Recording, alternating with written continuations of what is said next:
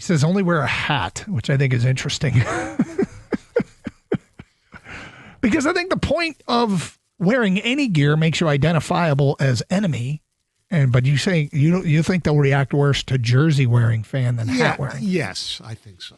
Intriguing. The psyche of the Philadelphia fan is so bizarre, especially if the Lions are winning the game and the Eagles aren't playing well. Mm-hmm. It's night.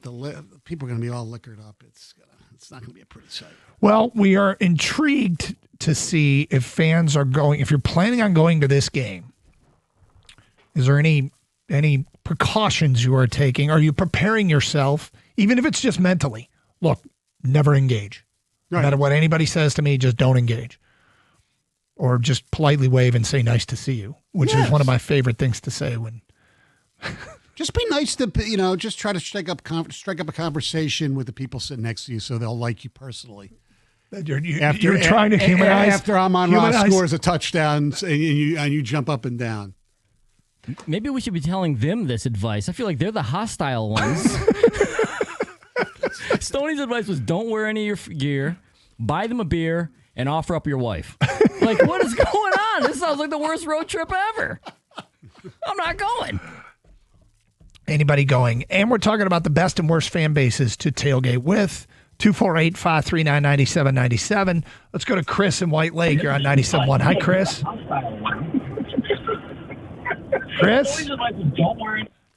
Chris, you got to keep your radio down, buddy. We go to JJ next on 97.1. Hi, JJ. Hey, how you doing? What's up, JJ?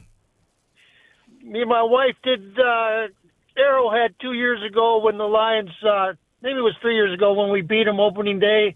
And we got treated with such respect. The minute we pulled in the parking lot, welcome to Arrowhead, welcome to Arrowhead. We walked a lot. We tailgated. We were all geared up. It was just awesome. And then we reciprocate that. Whenever we go to Ford Field, whoever their opposing team is, welcome to Ford Field, welcome to Detroit. Glad to have you. It was just so amazing. We were so blessed with doing that. It was just great. It's cool because you get into these situations where they have their traditions and the stuff that they do, and if they are a welcoming fan base, it's kind of cool to learn about it, right? So look, like I said, the Philly fan, it's not as bad as it used to be, and it's a vocal minority. Most of the people will be very nice to you. Yeah. But my point is, why take the chance? We go to Darren in Clinton Township. What's up, Darren? Hi, two of my favorite guys. I'll be succinct as possible. Here's how you play the away game thing. My first Ohio State game, I wore a black sweatshirt, Stephen Barry's, with a red D, and I wore a red Mackinac hat that said M on it. So it's a color blend thing. That's how you play that. Okay. As far as my brother and I have been to 14 out of 18 stadiums, multiple times in the Big Ten. Mm-hmm. By far, the nicest. It's almost like cult-like would be Nebraska. They'll just stop what they're doing and come up to you. Hey, is everybody treating you okay? Is everything all right? Are you having a good time? It's like at the end of the trip, they're waiting for a van to come to pick you up. It's like a cult, man. It's great. I'd say the worst would be Rutgers. Great golf course. I love Stuff Your Face. But that's the only Big Ten town I've ever been at where at night I take my wallet and take it from my back pocket into my front pocket. That's all I got. Love you guys. Wow. Appreciate it, Darren. Nebraska. The mean streets of Piscataway. I've heard nice things about Nebraska. And it's funny he mentioned what the fans do. We have a tailgate that I go to at the Michigan games, and anytime like Texas fans when they came in, and anytime out of town fans, except for Ohio State, but you always say to them, "Are you having a good time?" I always engage with them. Good for you, because I like to find out what they think of us. Well, I was mentioning the traditions. I don't even really know what this is, and I don't think it applies to me because my guess is there's meat in it. But I guess there's a big tradition in Nebraska called the runza or something like that. It's like like some sort of beef burrito deal, okay. But it's not a burrito. But I remember fans saying, "Oh yeah, we got the runza," and I'm like, "What the hell's the runza?" I guess they do have a thing called Google. I could look it up if I really cared. I had a good time at Notre Dame, and I can't stand Notre Dame, but I had a great time at Notre Dame. The fans were very polite, very nice, and obviously they know all the history. The worst experience I had was at Madison Square Garden when I was younger. Flyers Ranger game, and I was wearing a Bobby Clark jersey. And When you were younger, were you a kid? Were you in college? Were you in your 20s? I was in college. All right. And somebody tried to throw something at me, and it hit my best friend's mother who was sitting next to me. Oh, God. Yeah. By the way, a runza is a Midwestern bread pocket stuffed with a filling of ground beef, onions, and cabbage, sometimes including sauerkraut and cheese. It is a specialty of Nebraska and is also known as a bierock or beer rock, with the word runza being a trademark name for a specific restaurant chain that sells it. So there you go. 248-539-9797. Bill is next. Hi, Bill. Hey, Doug. Years ago, you were doing the same topic from a sports bar in Iowa for when Michigan was playing there. I remember this. Yeah. And you put me on the air. But anyway, I would say by far the best fans are Nebraska fans. I used to hate Nebraska, especially after 97, but I've been there 4 times, and they are the greatest people on earth. So I'm a big fan of Nebraska fans. Oklahoma was also very good, but the worst, if you're not counting the 2 main rivals, I would say is Illinois. I saw a guy who was probably in his 30s with his 10-year-old son. They were wearing matching F Michigan shirts, but the F word was spelled out. That's how bad it was there. Well, I've had some hostilities taking place in Illinois. This year when I was at Nebraska, I was walking to the stadium, okay? And from the team hotel, it's 20-minute, 25-minute walk, and I'm walking to the stadium for the pregame. And it's the first time I ever experienced any kind of hostility. And 2 different people at 2 different times, 15 minutes apart, started screaming at me and calling me Connor Stallions. And one of them called me a jackass.